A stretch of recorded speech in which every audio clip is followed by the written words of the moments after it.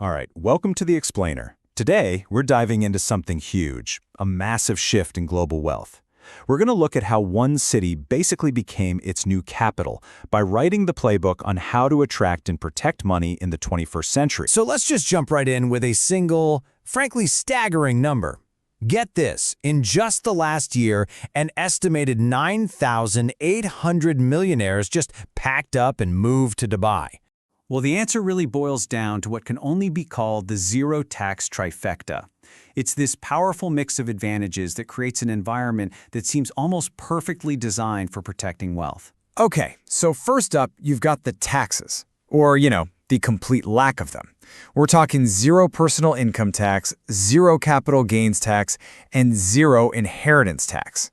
Next, you layer on top of that a legal system that investors from all over the world already know and trust, English common law and its financial free zones. And the final piece of the puzzle?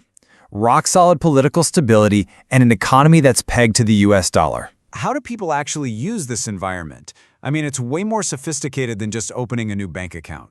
High net worth individuals have a very specific toolkit of legal structures that are designed to shield their assets. So, let's open it up. The cornerstone of this whole toolkit is something called a private foundation. The best way to think of it is like a legal fortress. It creates what they call an orphan structure, where the foundation itself, not the founder, is the legal owner of the assets. This builds a powerful firewall between that wealth and any personal risks like lawsuits or claims from creditors. It's incredibly secure. Next up, you have trust structures. These are absolutely ideal for international families. You have a trustee who holds and manages the assets for the beneficiaries, and the whole thing operates under common law principles that courts recognize all over the world.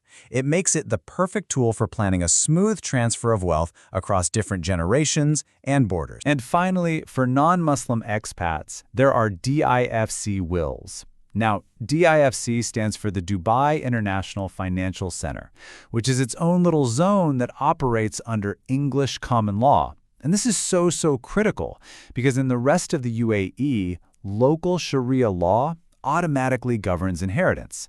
A DIFC will lets an expat completely bypass those rules and make sure their assets and even who gets guardianship of their children are handled exactly the way they want. You see, putting all these tools to work isn't random. It's a very clear, methodical 5-step process. It all starts with a deep asset audit to figure out what you have and where it is. From there, you design the structure, picking the right blend of tools.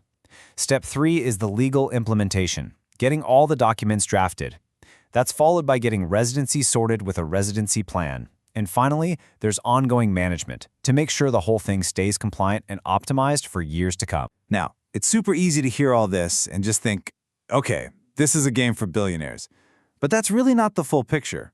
The range of people who are using these tools is way more diverse than you might think. I mean, we're not just talking about old money dynasties. You've got family business owners who are trying to plan for the next generation. You have crypto and tech founders trying to protect volatile assets, and global investors just looking to optimize their portfolios. But you also have regular expat families and international couples who are simply trying to navigate the complexities of their cross-border lives. And if we zoom in on those DIFC wills, you can see just how practical they are for so many different people. It's for single parents who need to name a legal guardian for their kids. It's for business partners who want to protect their company's future if one of them passes away. It's even for cryptocurrency holders who need a clear, legal plan to pass on something as complex as private keys to their digital assets. What does all of this add up to? Because this trend is about way more than just smart financial planning for individuals. This represents a fundamental redrawing of the world's economic map. I mean, just look at this timeline. It shows the incredible speed of Dubai's rise. In 2023, the UAE brought in a corporate tax, which basically told the world its financial system was serious and mature. A year later, it's home to almost 68,000 high net worth individuals. By 2025, it's #1 on the planet. And by 2026, that number is projected to explode to over 228,000. It took the legacy hubs decades, even centuries, to build their reputations. Dubai has managed to do it in just a few years. And that really brings us to the single most important takeaway here. We are watching a paradigm shift in real time. where capital is no longer loyal to a flag.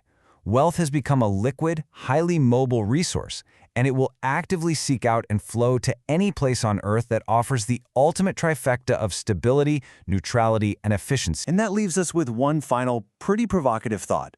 As this hypermobility of capital just continues to accelerate, and as wealth gets more and more concentrated in these hyper-efficient hubs like Dubai, what does that actually mean for the future of other nations? How will they possibly adapt? And what does it signal for the future of taxation all over the world?